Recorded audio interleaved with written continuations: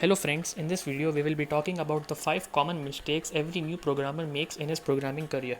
I am sure that if you are a programmer and if you are a new programmer, you will be making at least one of the mistakes which I am going to mention in the upcoming video. So stay tuned to know the mistake which you are making and to get a chance to improve that mistake. So let us start.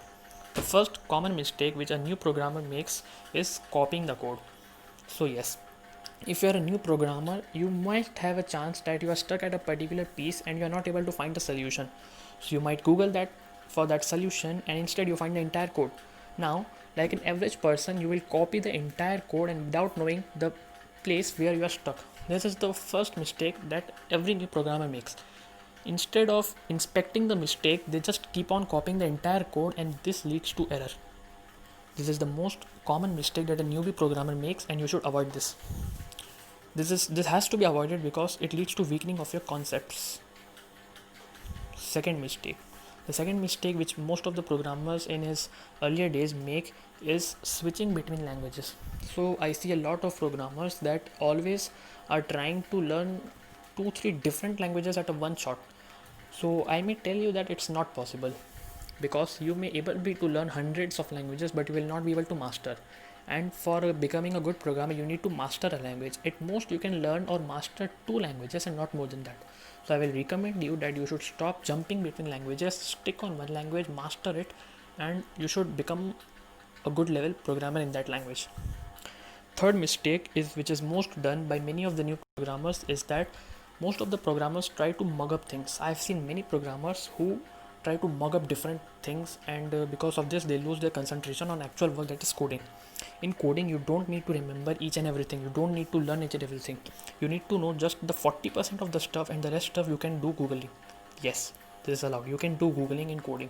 You need just to know the basic fundamentals which consist of the 40% of your part and rest you can google. And this is a common thing, most of the developers do this. This is not cheating, this is not copying, this is the actual way of programming.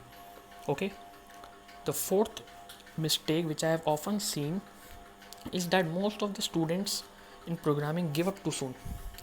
Means if they start in programming and if their program doesn't work in one shot, they are irritated, they start smashing their laptop or smashing their face.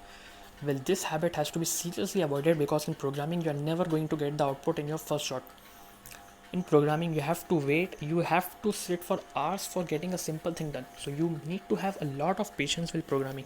You have to devote your entire mind, you have to sit at a proper posture, you have to sit in a proper table, you have to devote your entire mind and you have to work out your mind to find out the solution of a particular program.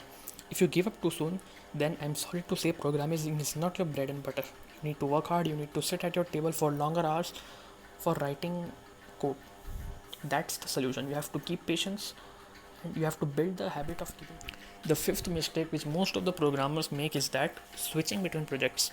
So you might be knowing that in order to practice a language, it's essential that you take a small project as a target and you need to complete that project so that you can master your fundamentals, you can see where you are weak, where you need to pay more attention and this more things. So most of the programmers know this fact but they don't know this fact very deeply.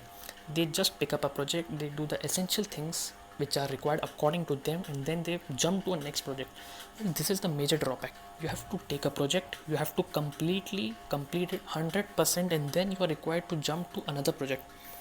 I have seen many developers which are having hundreds of projects but they have not having a projects which are completely completed. So you need to give up that habit, you need to take on a project, you need to complete this project and then you need to jump to another project. This habit is very useful because it will give a sense of perfection in you. So this is required. Okay, thank you.